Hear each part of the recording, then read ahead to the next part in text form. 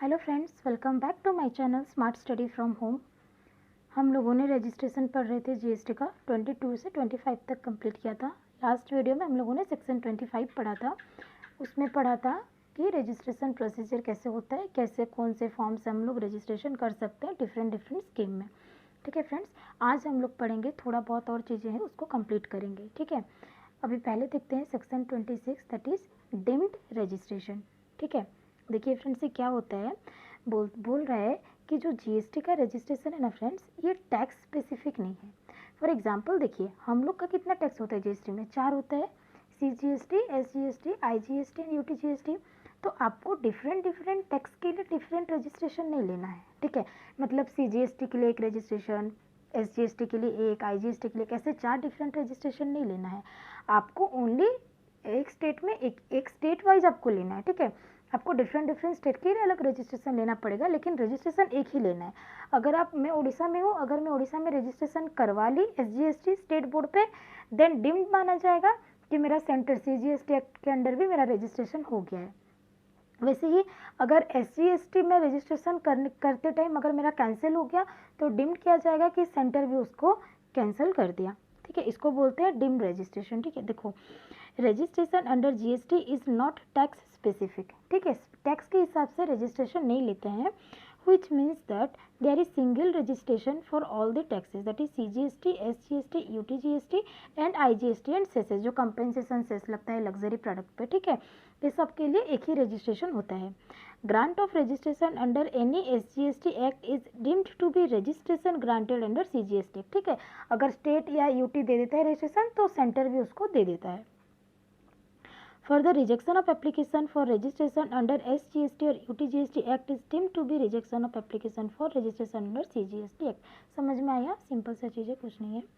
देखिए, फिर बोला गया, जो डिडक्ट करते हैं ना फ्रेंड्स, जो टीडीएस डिडक्ट करता है 51 में, या फिर जो टीसीएस कलेक्ट करता है 52 सेक्शन में, ठीक है, ये लोग को भी रजिस्ट्रेशन करवाना पड़ता है। तो ये लोग अगर अप्लाई करेंगे तो इनको 3 वर्किंग डेज के अंदर रजिस्ट्रेशन मिल जाता है। पढ़ सकते हो, कुछ ज़्यादा नहीं है ये सब चीज़। अभी देखिए सेक्शन 28। ठीक है, सेक्शन 28 बोलता है अमेंडमेंट ऑफ रजिस्ट्रेशन। अगर आपको आपके रजिस्ट्रेशन प्रोसीजर में सपोज कुछ अमेंडमेंट करना है तो आप कैसे करेंगे। फॉर एग्जांपल, आपका बिजनेस का नाम चेंज करना है। ठीक है, आपका मोबाइल नंबर चेंज करना है, ईमेल आईडी चेंज करना है। ठीक है, सपोज आपका पैन चेंज हो गया, सपोज आपने एक नया ब्रांच ओपन किया, ठीक है, या फिर एक ब्रांच को क्लोज किया। ठीक है, तो आपको सब चीज़ें रजिस्ट्रेशन में चेंजेस लाना पड़ेगा, क्योंकि जीएसटी उस हिसाब से लगता है ना फ्रेंड्स। तो फिर क्या टर्नओवर नहीं ले जाएगा, या फिर अगर एक ब्रांच हो आपने टर्नओवर नहीं दिखाया तो फिर वो भी चीज़ गलत है। तो क्या आपको अपडेट करना पड़ेगा। ठीक है, तो अभी हम वो चीज़ के बारे में पढ़ेंगे कि अगर रजिस्ट्रेशन में कुछ अमेंडमेंट करना है तो हम कर सकते हैं या नहीं, या फिर हमें फ्रेश रजिस्ट्रेशन लेना पड़ेगा। ठीक है, देखिए, हर एक बिजनेस में ना फ्रेंड्स क्या होता है, 2 चीज़ है, एक कोर फील्ड है, एक नॉन कोर फील्ड है। ठीक है, अभी मेरा एक बिजनेस है। ठीक है, अगर मैं अपना मोबाइल नंबर या फिर ईमेल आईडी चेंज करती हूँ ना, तो फिर आप ऑनलाइन जाके www.gst.gov.in में चले जाइए, कॉमन पोर्टल में आप लोग अमेंडमेंट के लिए अप्लाई कर दीजिए।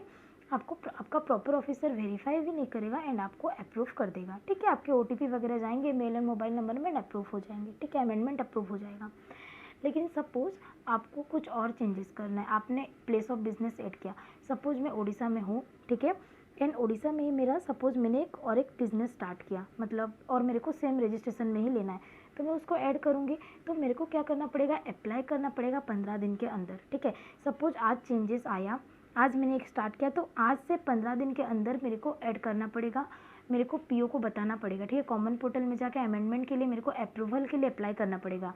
जिस दिन चेंज हुआ वहाँ से 15 दिन के अंदर अप्लाई करना पड़ेगा, एंड वहाँ से फिर 15 दिन के अंदर क्या करेगा, पीओ तुमको अप्रूवल भी दे सकता है और रिजेक्ट भी कर सकता है। ठीक है, लेकिन किस केसेस पे आप अप्लाई कर सकते हो एंड किस केसेस पे आपको रजिस्ट्रेशन कैंसिल करके न्यू लेना पड़ेगा, वो हम देखेंगे। ठीक है, जो नॉन कोर फील्ड होता है ना फ्रेंड्स, वहाँ पे पीओ का अप्रूवल भी ज़रूरत नहीं है, लेकिन जो कोर फील्ड होता है ना, कुछ चीज़ें जिसके लिए आपको न्यू रजिस्ट्रेशन लेना पड़ेगा एंड कुछ चीज़ें जिसके लिए आपको अमेंडमेंट के लिए आप अप्रूवल मांग सकते हो। ठीक है, देखिए यहाँ पे एक चीज़ है, देखिए फ्रेंड्स, पहले देखिए, core field are name of the business, ठीक है। सपोज कोर फील्ड क्या है, नेम ऑफ द बिजनेस। अभी बिजनेस का आपको लीगल नेम चेंज करना है।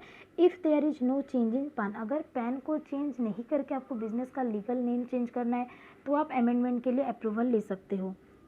Addition deletion of stake holders, ठीक है। Principal place of business other than change in state, friends other than change in state. देखिए अगर उड़ीसा में हो एंड मेरा प्लेस ऑफ बिजनेस चेंज होता है उड़ीसा के अंदर ही, देन मैं अमेंडमेंट के लिए अप्रूव मांग सकती हूँ फ्रेंड्स।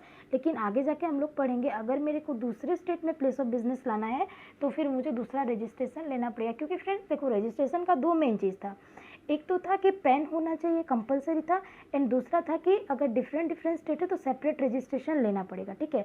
तो अगर place of business different state में होता है या फिर अगर आपका पैन नंबर चेंज होता है, ये दो केस पे आप अमेंडमेंट के लिए अप्रूवल नहीं ले सकते, आपको रजिस्ट्रेशन चेंज करना पड़ेगा, ठीक है।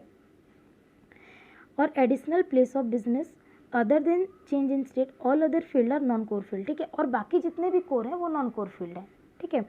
Like name of day to day function, ठीक है, जो भी मतलब बिजनेस का नेम हो गया, ईमेल आईडी हो गया, मोबाइल नंबर हो गया, ये सब चीज़ नॉन कोर है, आपको वैसे भी अप्रूवल मिल जाएगा। In case the change is in core information in the registration application, the taxable person will apply for amendment within 15 days of the event necessitating the change। जिस दिन आपका चेंज हुआ वहाँ से 15 दिन के अंदर आपको अप्रूवल के लिए अप्लाई करना पड़ेगा। The proper officer then will approve the amendment within next 15 days, ठीक है। नेक्स्ट 15 डेज के अंदर वो अप्रूव कर देगा, मतलब 30 डेज का काम है मैक्सिमम। फॉर अदर चेंजेस, देखो कोर इन्फॉर्मेशन हो गया, कोर इन्फॉर्मेशन क्या है, अदर देन पैन कार्ड वाला change and interstate place of business change, ठीक है। वो दोनों को छोड़ के कोर बता दिया, बाकी जितने हैं नॉन कोर हैं। देखो 3 हिस्सा हो गया फ्रेंड्स, एक हो गया कोर, ठीक है, एक हो गया नॉन कोर। कोर में दो चीज़ को एक्सेप्ट कर दिया, क्या पैन को निकाल दिया and interstate place of business को निकाल दिया, ठीक है। तो जो कोर है, कोर एरिया है, दोनों को छोड़ के वहाँ पे हम लोग 15 दिन के अंदर, जिस दिन चेंज हुआ 15 दिन के अंदर अप्लाई कर लो, फिर पीओ नेक्स्ट 15 डेज के अंदर अप्रूवल दे देगा। जो नॉन कोर फील्ड है वहाँ पीओ का अप्रूवल ही नहीं चाहिए, और जो बाकी दो है वहाँ पे आपको रजिस्ट्रेशन नया लेना पड़ेगा, ठीक है। देखिए no approval of the proper officer is required and the amendment can be effected by the taxable person on his own on the common portal, ठीक है। कॉमन पोर्टल में चले जाओ एंड खुद ही आप अमेंडमेंट कर सकते हो। The provision relating to amendment of registration are contained in section 28 to 28 में है। देखिए एक सेकेंड, हाँ देखिए फ्रेंड्स यहाँ पे दो चीज़ दिया है, देखो इंपॉर्टेंट चीज़ें तो देखिए application for amendment of registration can not be filed for change in pan, ठीक है। हम पैन के चेंज के लिए अमेंडमेंट एप्लीकेशन फाइल नहीं कर सकते because GST registration is pan based. बोला था ना फ्रेंड्स, पैन कंपलसरी जो था, तो जब पैन ही चेंज हो रहा है तो आपको रजिस्ट्रेशन आपको नया लेना पड़ेगा। One needs to make fresh application for registration in case there is change in PAN. दस where a change in the constitution of any business result in changes of PAN of a registered person, the said person shall apply for fresh registration, ठीक है। फिर देखो similarly application for amendment of registration form cannot be filed if there is change in place of business from one state to other state। interstate place of business अगर आपका change हो रहा है तो आप रजिस्ट्रेशन के लिए अप्लाई नहीं कर सकते, ठीक है। जीएसटी रजिस्ट्रेशन और स्टेट स्पेसिफिक बोला था ना, स्टेट स्पेसिफिक है, आपको दूसरा स्टेट हो गया तो आपको रजिस्ट्रेशन कंपलसरी लेना पड़ेगा अदर स्टेट में। If one wishes to relocate his business to another state he must voluntarily cancel his current registration and apply for a fresh registration in the state he is relocating his business, ठीक है। देखिए यहाँ पे अभी chart में देख लीजिए core field information, देखिए permission of proper officer required if changes relates to core field of information, ठीक है। अगर बिजनेस का कोर फील्ड रिलेटेड इंफॉर्मेशन आपको चेंजेस करनी है तो आपको प्रॉपर ऑफिसर का अप्रूवल चाहिए होगा, ठीक है। एंड कोर क्या क्या है, आपका लीगल नेम ऑफ बिजनेस हो गया, ठीक है। Place of business, additional place of business का एड्रेस चेंज करना हो गया, लेकिन अदर देन इंटरस्टेट, ठीक है। एडिशन, डिलीशन और रिटायरमेंट ऑफ पार्टनर हो गया, ठीक है, कॉन्स्टिट्यूशन चेंज हो गया, कर्ता हो गया, मैनेजिंग कमेटी हो गया, ये सब है तो आपको 15 दिन के अंदर एप्लीकेशन देना पड़ेगा, ठीक है। ये सब कोर एरिया है। कोर एरिया में को क्या करना है friends, submission of application with in 15 days of change, जिस दिन चेंज हुआ 15 डेज के अंदर आप एप्लीकेशन दे दो जीएसटी कॉमन पोर्टल में जाके, फिर प्रॉपर ऑफिसर वेरीफाई करेगा, ठीक है, तो 15 दिन के अंदर वो परमिशन दे देगा, रजिस्ट्रेशन सर्टिफिकेट अमेंडमेंट हो जाएगा आपका GST RAG 06, ठीक है। But if PO is of the opinion that amendment is unwarranted और डॉक्यूमेंट फर्निश्ड आर इनकम्प्लीट और इनकरेक्ट, लेकिन अगर PO बोलेगा कि जो आपको सर्टिफिकेट दिया गया है वो इनकरेक्ट है, ठीक है, या फिर डॉक्यूमेंट सफिशिएंट नहीं है, तो आपको एक शोकॉज नोटिस देगा, ठीक है, शोकॉज नोटिस देगा एंड आपको नेक्स्ट 7 वर्किंग डेज पे रिप्लाई देना है, ठीक है। अगर आपने रिप्लाई नहीं दिया, ठीक है, अगर आपको रिप्लाई देना है, ठीक है, 7 दिन के अंदर 7 वर्किंग डेज के अंदर रिप्लाई देना है। अगर आपने रिप्लाई नहीं दिया तो रिजेक्ट हो जाएगा, या फिर आपने रिप्लाई तो दिया बट वो सेटिस्फैक्ट्री नहीं था तो फिर वो रिजेक्ट हो जाएगा, ठीक है। और अगर सेटिस्फैक्शन है तो फिर क्या होगा, रजिस्ट्रेशन सर्टिफिकेट अमेंडमेंट हो जाएगा। समझ में आया फ्रेंड्स, क्लियर है? अभी देखिए, ठीक है, और बाकी जो 2 केस है वहाँ पे तो आप अप्लाई नहीं कर सकते। और नॉन कोर फील्ड जो है लाइक आपका ईमेल हो गया, मोबाइल नंबर हो गया, ठीक है, ये सब आप खुद ही कॉमन पोर्टल पे जाके अमेंडमेंट कर सकते हो, आप PO का अप्रूवल नहीं चाहिए। लेकिन कोर फील्ड में 2 चीज़ को एक्सेप्ट कर दिया गया, अगर आपको पैन चेंज करना है या फिर interstate place of business change करना है तो फिर आपको रजिस्ट्रेशन को कैंसिल करना पड़ेगा एंड आपको न्यू रजिस्ट्रेशन लेना पड़ेगा, ठीक है फ्रेंड्स, क्लियर है? अभी देखिए, अभी हम लोग पढ़ेंगे फ्रेंड्स सेक्शन 29, ठीक है। सेक्शन 29 बोलता है कैंसिलेशन ऑफ रजिस्ट्रेशन, ठीक है, कैंसिलेशन ऑफ रजिस्ट्रेशन। फ्रेंड्स देखिए, रजिस्ट्रेशन कब कैंसिल होगा, ठीक है, ये ना 3 केस होता है, ठीक है। पहला है कि प्रॉपर ऑफिसर अगर चाहे तो आपका रजिस्ट्रेशन कैंसिल कर देगा, डिपार्टमेंट खुद कर देगा, ऑन हिज ओन, सो मोटो वो कर देगा। ऐसे 5 केसेस है जहाँ पे वो कर देगा। सेकेंड केस है आप खुद कर सकते हो, ठीक है। सपोज देखो आपका टर्नओवर था 20 लाख 10 लाख एक्सेड किया था, आपने रजिस्ट्रेशन लिया, फिर आपका टर्नओवर एग्जिस्ट कम हो गया तो आप रजिस्ट्रेशन कैंसिल कर सकते हो। या फिर सपोज आपका गुड्स नॉन एग्जिम्प्टेड हो गया, कुछ हो गया, ठीक है, तो आप रजिस्ट्रेशन कैंसिल कर सकते हो, ठीक है। आपका डेथ हो गया तो आपका लीगल हेयर कैंसिल कर सकता है। तो 3 केस होता है, एक तो प्रॉपर ऑफिसर कर सकता है, डिपार्टमेंट खुद करेगा, या तो आप खुद का खुद से करेंगे कैंसिल, ठीक है, या फिर आपका लीगल हेयर करेगा, ठीक है, लीगल हेयर या फिर रिप्रेजेंटेटिव। आपका लीगल हेयर फ्रेंड्स या फिर रिप्रेजेंटेटिव जो है वो एक ही केस में करेगा फ्रेंड्स, वो है आपके डेथ के केस में, ठीक है। वो आइदर वो कैरी कर सकता है, कैरी करेगा तो फिर उसको न्यू रजिस्ट्रेशन लेना पड़ेगा, या फिर वो आपका रजिस्ट्रेशन कैंसिल करवा सकता है, उसके लिए अप्लाई कर सकता है, ठीक है। डिपार्टमेंट आपका रजिस्ट्रेशन कब कैंसिल करेगा, देखिए the proper officer may cancel the registration of a person from such date including any retrospective date as he may deem fit where a registered person as contravened such provision of the act or the rules made thereunder as may be prescribe. अगर आप GST act के कोई भी rules provision break करते हैं तो वो आपका रजिस्ट्रेशन कैंसिल कर देगा। तो जनरल दे दिया कि अगर आपने कोई रूल्स ब्रीच किया तो आपका रजिस्ट्रेशन कैंसिल कर सकता है, ठीक है। दूसरा देखिए, a person paying tax under section 10 has not furnished returns for 3 consecutive tax period. Section 10 में कौन टैक्स के लिए रजिस्ट्रेशन लेता है फ्रेंड्स, कॉम्पोजिशन रजिस्टर्ड जो है, जो कॉम्पोजिशन स्कीम में रजिस्ट्रेशन लिया, मैंने पहले पढ़ा है, इसीलिए मैं आपको सीरियली पढ़ा रही हूँ ताकि आप जब आगे जाएँ तो आपको पिछले वाला चीज़ समझ में आए, ठीक है। तो जो कॉम्पोजिशन स्कीम में लेता है बोला था क्वार्टरली वो पेमेंट करता है, ठीक है। मार्च अप्रैल मई जून का कब करेगा, जुलाई 18, ठीक है। जुलाई अगस्त सितंबर कब करेगा, अक्टूबर में। तो साल में 4 बार करेगा, क्वार्टरली करेगा, ठीक है। तो अगर कंजिक्यूटिव 3 क्वार्टर के लिए मतलब कंजिक्यूटिव 9 मंथ्स अगर वो रिटर्न फाइलिंग नहीं किया तो आपका रजिस्ट्रेशन कैंसिल हो सकता है, ठीक है। 3 कंजिक्यूटिव टैक्स पीरियड, ठीक है। देखो अप्रैल में जून का देना था, जुलाई में नहीं दिया, जुलाई अगस्त सितंबर का देना था, अक्टूबर में नहीं दिया, अक्टूबर नवंबर दिसंबर का देना था, जनवरी में नहीं दिया, ठीक है। 9 मंथ्स हो गया, आपने पेमेंट नहीं किया तो वो क्या करेगा, आपका रजिस्ट्रेशन कैंसिल कर सकता है, ठीक है।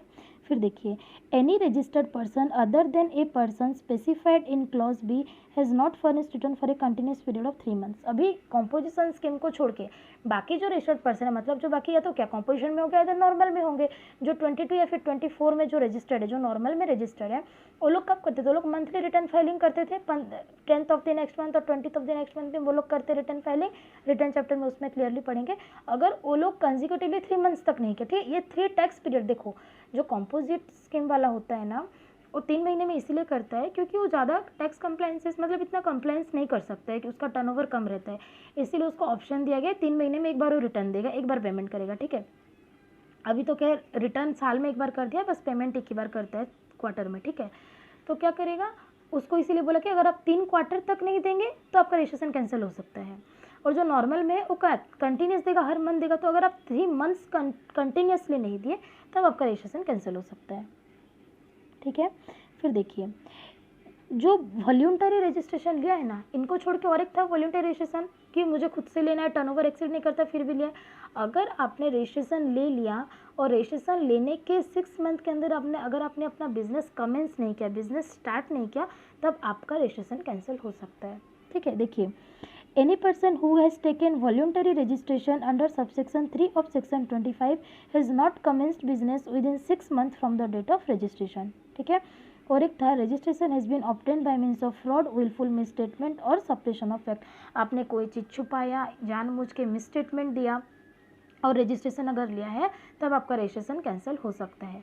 ये 5 केसेस ऐसे हैं जहाँ पे प्रॉपर ऑफिसर खुद से आपका रजिस्ट्रेशन कैंसिल कर देगा, ठीक है फ्रेंड्स। फिर देखिए फ्रेंड्स, आप खुद कब से कर सकते हैं, देखिए cancellation by the registered person on its own. देखिए, अगर आपका बिजनेस डिसकंटिन्यू हो गया, ठीक है, आप बिजनेस कर रहे थे, आपने अपना बिजनेस को डिसकंटिन्यू कर दिया, ठीक है, ट्रांसफ़र फुल्ली और for any reason including death of the proprietor, आपने अपने बिजनेस को ट्रांसफ़र कर दिया, एमालगेमेटेड कर दिया कोई और एंटिटी के साथ, डीमर्ज हो गया, ठीक है, तो इस केस में आपको क्या करना है, आप खुद कैंसिलेशन के लिए अप्लाई कर सकते हैं, ठीक है। Change in the constitution of the business हो गया, ठीक है, तो फिर आप खुद से अप्लाई कर सकते हैं।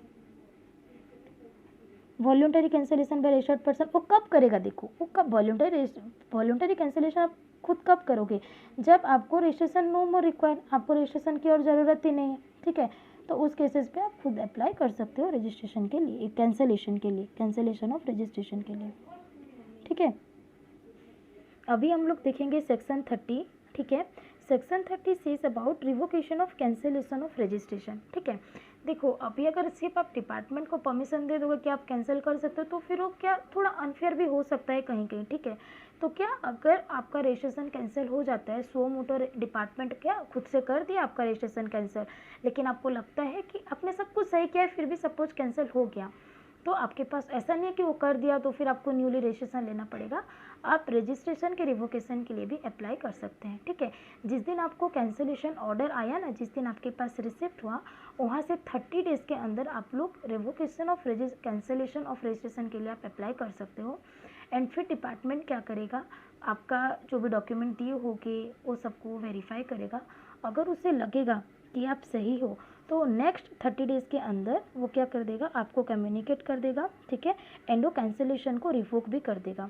लेकिन वो क्या आपका अगर वो सेटिस्फाई नहीं हुआ तो वो रिजेक्ट भी कर सकता है, ठीक है, लेकिन रिजेक्ट करने से पहले वो आपको एक शो कॉज नोटिस देगा एंड 7 वर्किंग डेज का टाइम देगा कि आप क्लैरिफाई करो, ठीक है।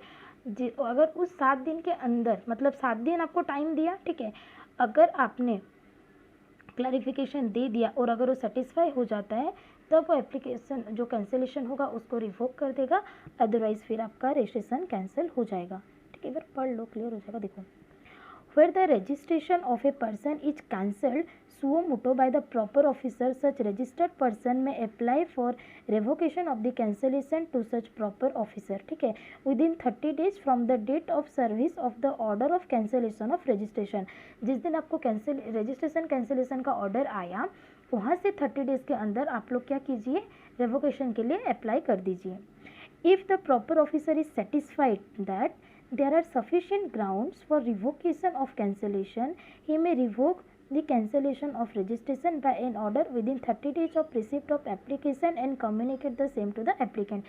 जिस दिन आपने एप्लीकेशन दिया वहाँ से 30 डेज़ के अंदर रिवोकेट कर देगा अगर उसे जो डॉक्यूमेंट्स दिए होगा अगर वो सफिशिएंट लगा, अदरवाइज ही में रिजेक्ट द रिवोकेशन एप्लीकेशन, और रिजेक्ट भी कर सकता है, ठीक है। However, before rejecting the application, he has to first issue show cause notice to the applicant who shall furnish the clarification within 7 working days of service of so-called notice. The proper officer shall dispose the application, either accept or reject the same within 30 days of receipt of clarification. तो आपको clarification मांगेगा, 7 working days का time दे के आप लोग clarification दे दीजिए. जिस दिन वो रिसीव करेगा क्लैरिफिकेशन, वहाँ से 30 डेज के अंदर वो एक्सेप्ट भी कर सकता है और रिजेक्ट भी कर सकता है. ठीक है.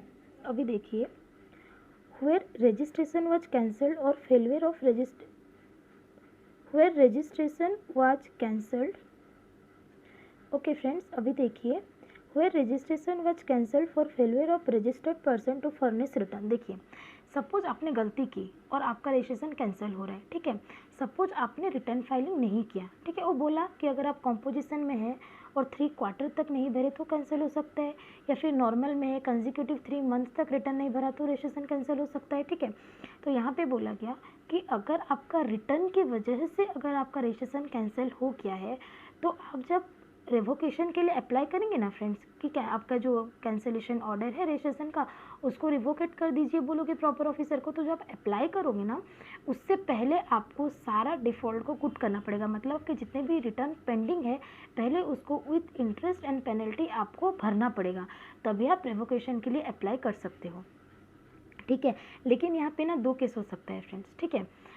आपका जो कैंसिलेशन ऑर्डर आया है वो आइदर आज से इफेक्टिव हो सकता है, मतलब जिस दिन ऑर्डर में है, या फिर रेट्रोस्पेक्टिव इफेक्ट से हो सकता है. ठीक है. एक एग्जांपल लेती हूँ, आप लोग इसको ध्यान से देखिए. देखिए, सपोज ये है अप्रैल, ठीक है, मई, जून. नॉर्मल पर्सन सोच लिए, कॉम्पोजिशन मत सोचिए. जुलाई, अगस्त. ठीक है फ्रेंड्स. देखिए, मैंने क्या किया, April, May and June 3 months का रिटर्न मैंने नहीं भरा. ठीक है. No return. ठीक है. तो क्या हुआ, मेरा रजिस्ट्रेशन का डिपार्टमेंट क्या क्या कैंसिल कर दिया एंड मेरे को वो ऑर्डर दे दिया. ठीक है. मेरा ऑर्डर आके पहुंचा, सपोज मेरे पास ऑर्डर आया जुलाई, जून का हम कब भरेंगे, जुलाई 20 को भरेंगे, लास्ट जुलाई 20 तक, तब तक नहीं भरा. तो सपोज जुलाई 30 को मेरे को ऑर्डर आया कि आपका रजिस्ट्रेशन कैंसिल हो गया क्योंकि आपने नहीं भरा. और यहाँ पे ना लिखा होगा कि आपका कैंसिलेशन ऑफ रजिस्ट्रेशन है ना, वो कब से इफेक्टिव है. ठीक है. तो यहाँ पे ना फ्रेंड्स 2 केस हो सकता है. ठीक है. आइदर ये जुलाई 30 से इफेक्टिव हो सकता है, या फिर अप्रैल 1 से इफेक्टिव हो सकता है, जब से आपने रिटर्न नहीं भरा. ठीक है. 2 केस हो सकता है.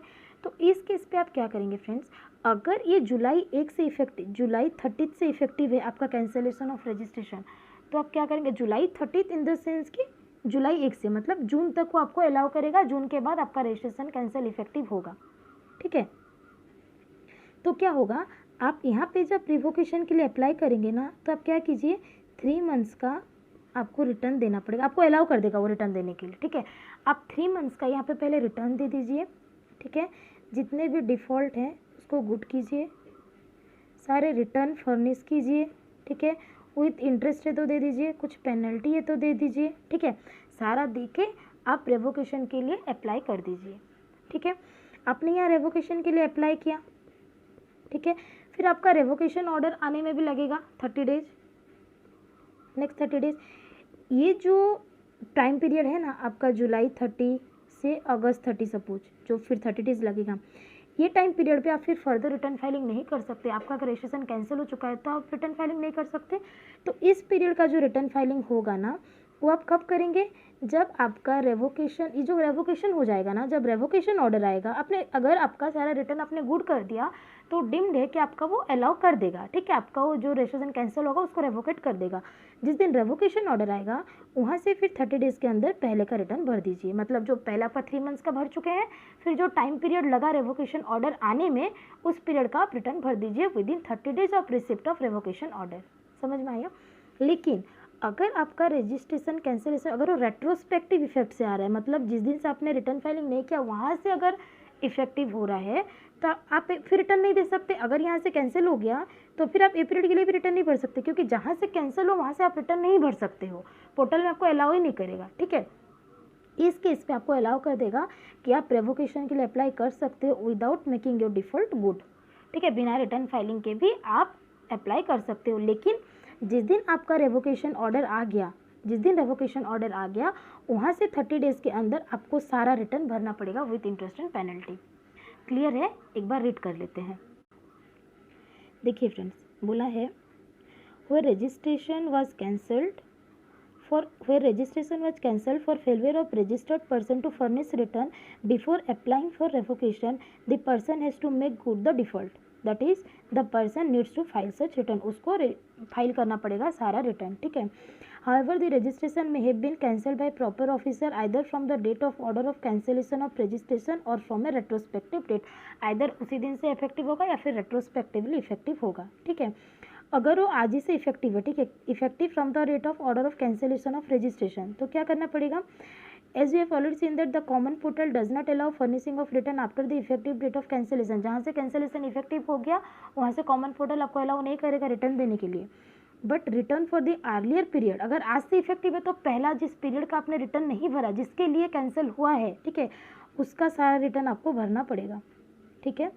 For the registration is cancelled with effective from the date of order of cancellation of registration, person applying for revocation of cancellation has to furnish all returns due till the date of such cancellation before the application for revocation can be filed and has to pay any amount due as tax in terms of such return along with any amount payable towards interest, penalty or late fee payable in respect of such return। उसको देना पड़ेगा, ठीक है।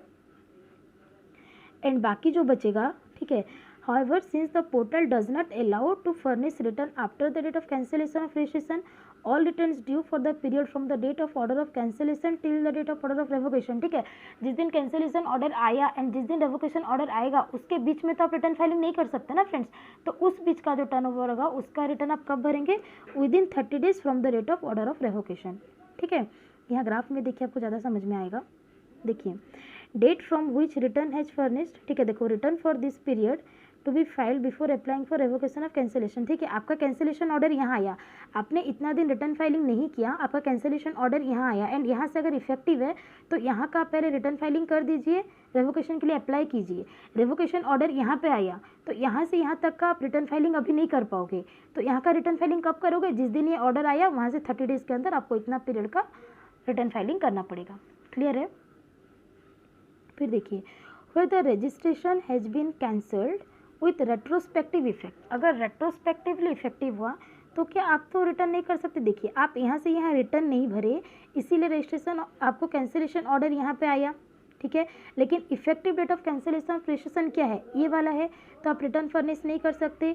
Date from which returns not furnish, आप return furnish नहीं कर सकते, तो क्या करोगे? Return for this period to be filed with 30 days without, तो आप यहाँ पे देखो, यहाँ पे आपका कैंसिलेशन ऑर्डर आया लेकिन रजिस्ट्रेशन इफेक्टिव कब हुआ? यहाँ से। यहाँ पे आपका ऑर्डर आया रजिस्ट्रेशन का लेकिन कैंसिलेशन इफेक्टिव कब हुआ? यहाँ से। यहाँ से इफेक्टिव हुआ तो इतना का रिटर्न भर दो एंड रेवोकेशन के लिए अप्लाई करो एंड इतना का बाद में भर दो। लेकिन अगर यहाँ से इफेक्टिव हो गया तो आप इतना का भी रिटर्न अभी नहीं भर पाओगे। कब भर पाओगे? जब फिर से आपका रजिस्ट्रेशन अलाउ हो जाएगा, ठीक है। तो फिर इतना सारा पीरियड का आप रिटर्न कब भरोगे? जब आपको आपका रेवोकेशन ऑर्डर मिल जाएगा, ठीक है। फिर रिकैपिचुलेट आ गया फ्रेंड, ये रजिस्ट्रेशन का फिर से स्टार्टिंग है। आई होप आप लोग को क्लियरली समझ में आया होगा सेक्शन 22 से लेकर सेक्शन 30 तक, ठीक है। कम्प्लीटली रिवीजन कीजिए। नेक्स्ट हम लोग स्टार्ट करेंगे चार्जेस ऑफ जीएसटी, ठीक है। Bye bye.